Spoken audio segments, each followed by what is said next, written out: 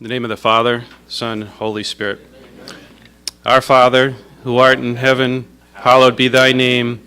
Thy kingdom come, thy will be done, on earth as it is in heaven.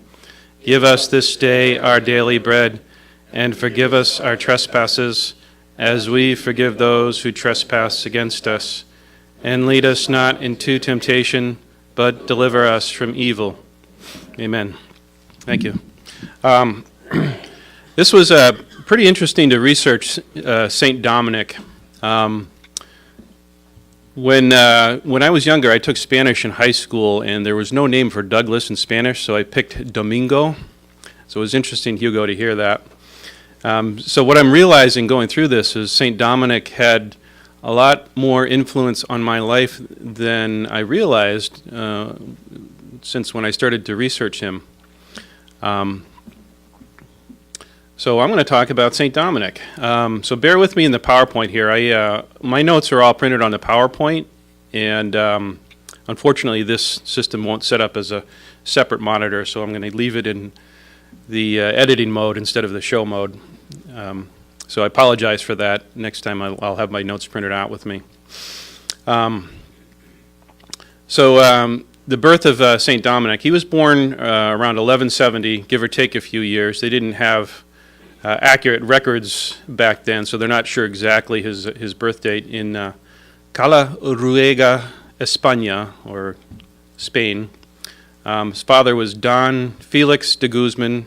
His mother is a blessed Joanna or Juana de Aza.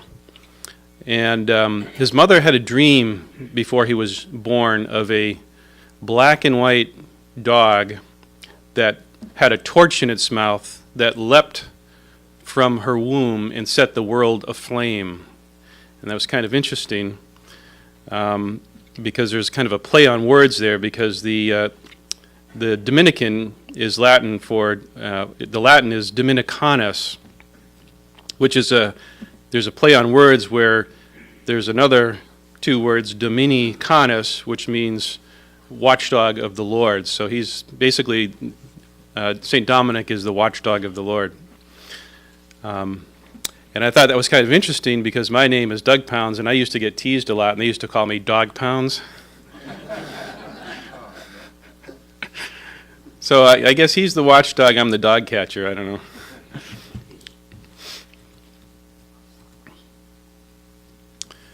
So the early life of St. Dominic, he had a love of learning, and was a very charitable person. And to give a small perspective on that, when he was at the university, there was a great famine that took place in the region, and he sold his possessions, and he had these prized parchments with all his notes and everything, and he sold that and gave the money to the poor at that time. And that was very unusual considering they didn't have presses and they didn't have books, so something like that would have been very valuable at that time. He was appointed a canon of the cathedral as a student by the then bishop of Asma. His name was Diego de Zavado. He was ordained at age 25, and he had this burning desire to preach in barbarous lands and reach martyrdom. So he actually wanted to be a missionary and die a martyr's death. Unfortunately, he didn't get his wish, so I can relate to that. He lived under the rule of St. Augustine and became very disciplined. He was frequent in church day and night. He was just always in prayer and always in church. And after 6 to 7 years, the former bishop of the prior and the abbey he was at became appointed bishop, and he took over as the prior. So during the time of Dominic, there was a heresy called the Albigensian heresy, which is in the late 12th century, early 13th century. So Dominic was pretty influential in coming against the Albigensian heresy. So I'll explain what the Albigensian heresy was and what they stood for. Basically, it was they have this dualistic theology where they believe in two equal transcendental principles.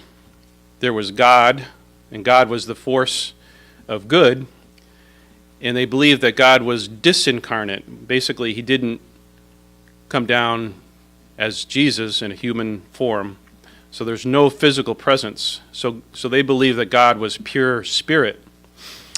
So part of that heresy, basically, it denies the humanity of Christ. And what they reasoned was that Christ had a phantom body; it wasn't a real body, which was kind of interesting. And that there was Satan, and Satan was the evil force, and he created the physical world, and everything that's physical is evil. So that's why, in their minds, Christ couldn't have a physical body, because if he did, then that would make him evil. So it's kind of a twisted there. The Albigensians were very ascetic. In other words, they practiced very harsh disciplines on the body. For example, they even encouraged abstinence even if you were married. They have an excessive pursuit of perfection. So another name for them is called the catharsis, and that's where you get the name catharsis, or which you've probably heard the expression cathartic, which basically means somebody who's sort of extreme and pure. That's kind of gives a picture of what these people were like.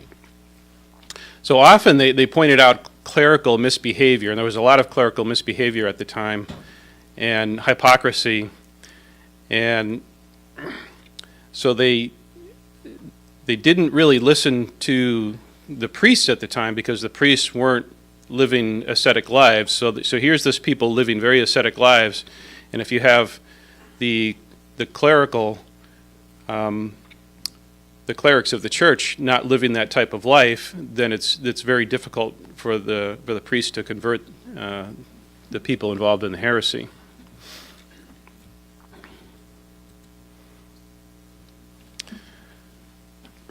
So Dominic was the founder of a great order of preaching friars, and he was the mouthpiece of scholastic theology and philosophy, which is still evident today. So he traveled to southern France with the bishop, Diego de Azevedo, and became a missionary to preaching to the Albigensians. And he tried to do it through persuasion, through peaceful means.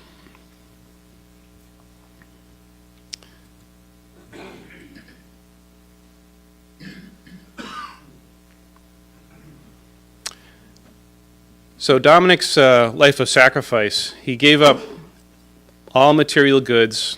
He used to sleep on the floor, with the only exception that when he was too tired, instead of sleeping on the floor, he would sleep on the side of the road. He rarely ate anything except bread and soup, which I have to imagine his favorite restaurant would be Panera's today. He walked barefoot as much as 35 miles per day, and taking frequent hardships very cheerfully. Many attempts were made on his life.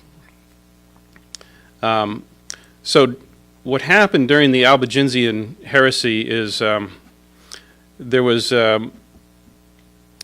a noble person and who was being friends with the Albigensians, and the Pope sent a papal legate to confront the person, excommunicate the person, and the papal legate was murdered on the way, and as a result of that, the Pope declared a crusade against the Albigensians and asked Philip II, who was then King of France, to take charge of that, and he sent a person named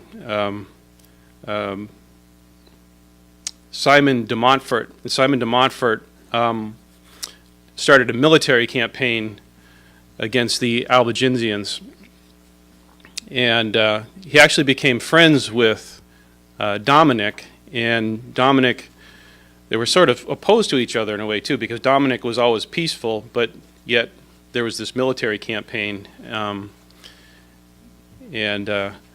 so the Albigensians were basically decimated by de Montfort. So there was as part of the military campaign, there were a lot of people that were pillaging and taking advantage of the Albigensians, and St. Dominic tried to do it in more peaceful means.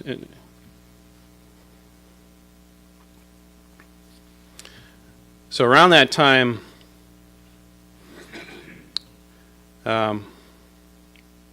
excuse me a minute here.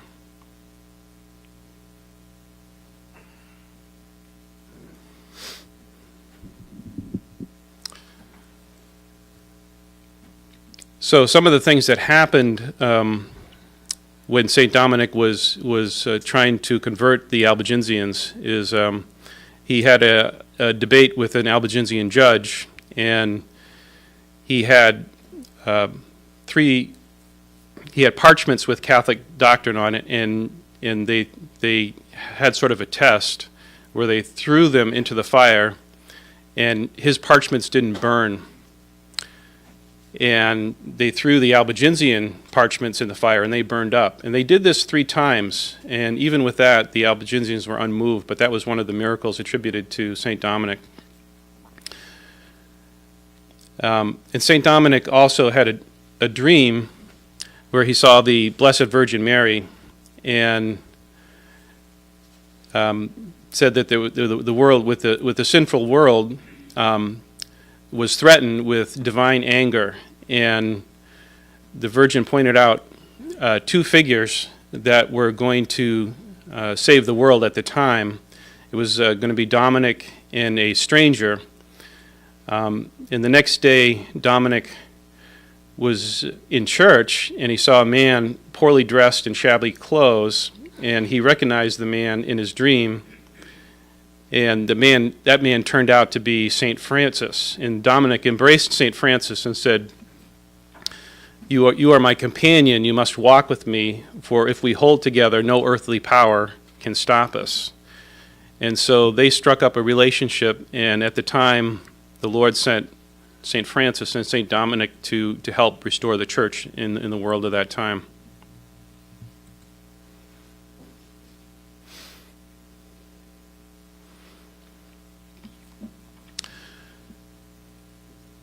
So when Dominic was preaching against the Albigensian heresy, he wasn't making a whole lot of progress, and he actually started to become discouraged.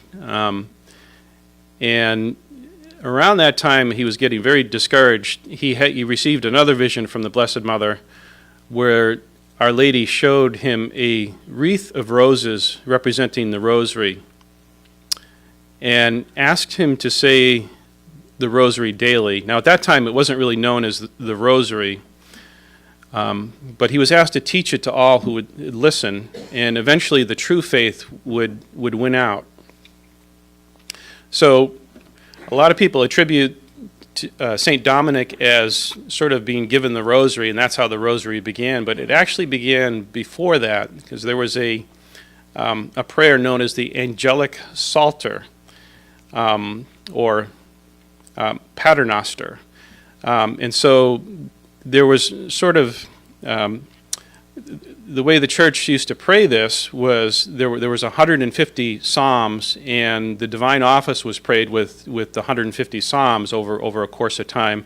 But the less educated people had more simpler prayers, and so they would just pray the angelic psalter, which is just a repetition of prayers, which mostly consisted of the Our Father.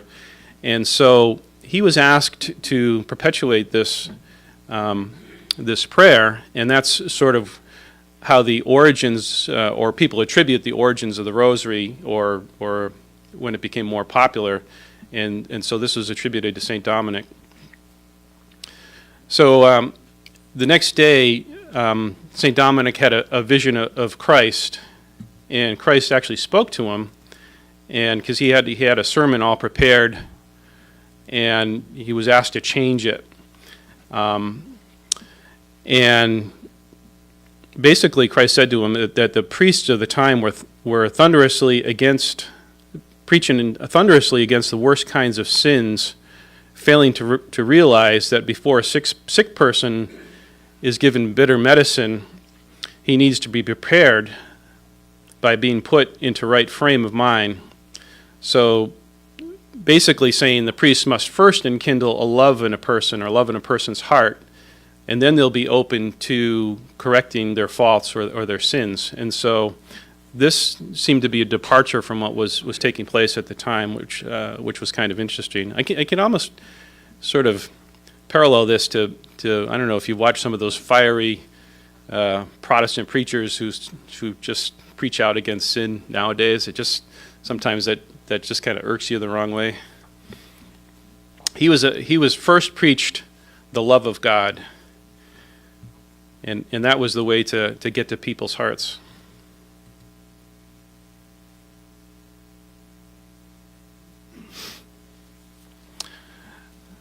Some of the attributes of St. Dominic.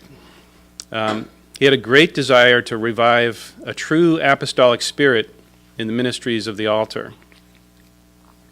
So his intent was to lead by example, to spread the light. Too many Catholic clergy lived for their own pleasure without scruple. And he dreamed of a new religious order whose members lived lives of contemplation and prayer in isolated groups. Not necessarily priests, but it turns out that it was mostly priests. Dominic lived in perpetual abstinence from meat and lived in poverty, and he hoped to provide church with expert and zealous preachers. So as a result of St. Francis and Dominic's meeting and their effort together, the Dominicans and the Franciscans celebrate Mass together twice a year on each other's feast day, so they get together. So I think that was kind of neat too. So he started this order. They didn't call it the Dominicans. It was, but it was later called the Dominicans. But it was approved in 1214, and he traveled Europe with many preaching crusades, and the Pope attributed probably about 100,000 heretics brought back to the faith as the result of Dominic. So how accurate that number is probably unknown, but he had a wide influence.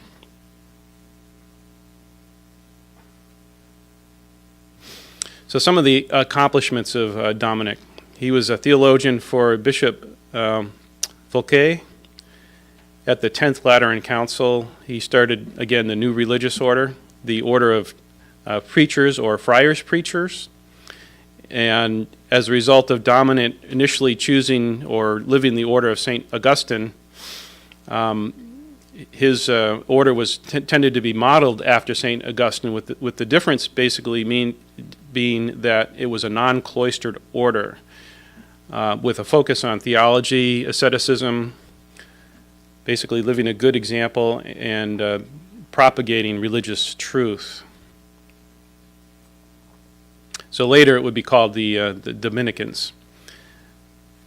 And one of the unique characteristics, and I think we hear this a lot today, is he never failed to distinguish between sin and the sinner, And I think most of us have heard, the expression, hate the sin and love the sinner. I think Dominic's life, that's what his life manifested. He just basically loved people. So he was also responsible for an office of what's titled the Master of the Sacred Palace. And what that is it's basically the theologian to the Pope. So that was started when the Pope selected Dominic as that person at that time. And since that time, even up till today, that office is held by a Dominican. And this person is the official theologian to the Pope.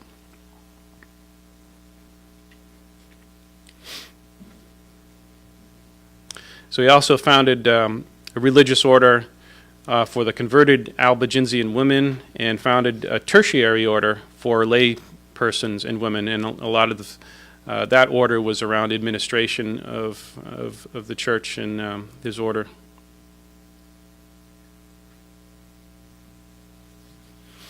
So his order started in Toulouse. He didn't really have an abbey. It was kind of interesting. He was warned in a vision that a count would be killed. This is where the papal legate was murdered, and the civil war against the Albigensians would start. And so he did something really bold. So when he started his order, he almost immediately dispersed his followers and just sent them all over Europe. And so they would go out and just preach the word and preach the truth.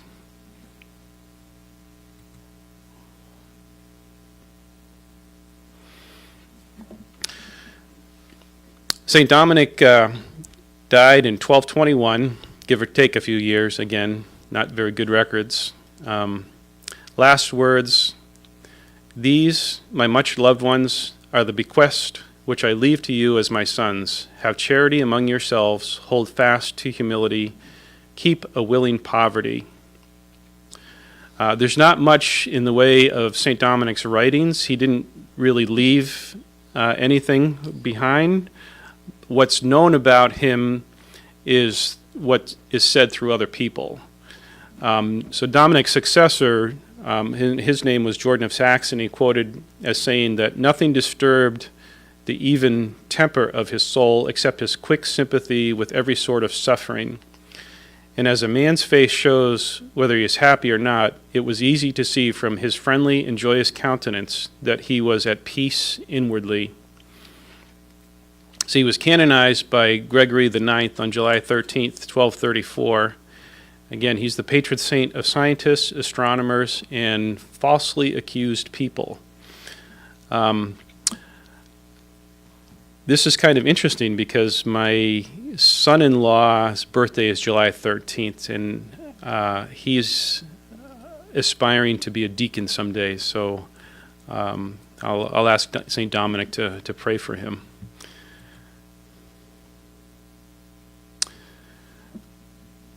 Okay, so here are the questions, and I have them on a piece of paper so that the leaders can get them from me afterwards. You can bring them back to your respective groups. Many Catholics were ignorant in Dominic's time. So first question is, what are the parallels to today's Catholics? We've been through the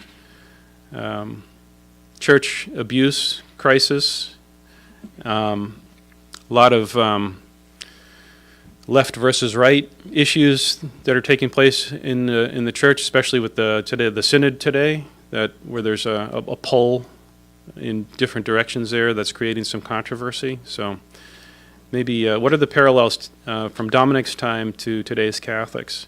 How should one present the truths of the Catholic faith today? So think about Dominic and think about his method of presenting the truth versus what was told him by Christ in a vision, versus how the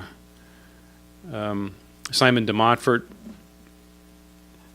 tried to convert them by force. So, what devotions can you do to strengthen your own faith? So there are some devotions that you can do to strengthen your own faith. maybe think starting small, starting little. Can you make a personal commitment to do something, to offer prayers? Well, that's it. So thanks a lot, gentlemen, and I appreciate allowing me to take the time to give the talk on St. Dominic. Agnus Dei, qui tollis peccata mundi, miserere nobis. Agnus Dei, qui tollis peccata mundi, miserere nobis. Agnus Dei, qui tollis peccata mundi, dona nobis pacem.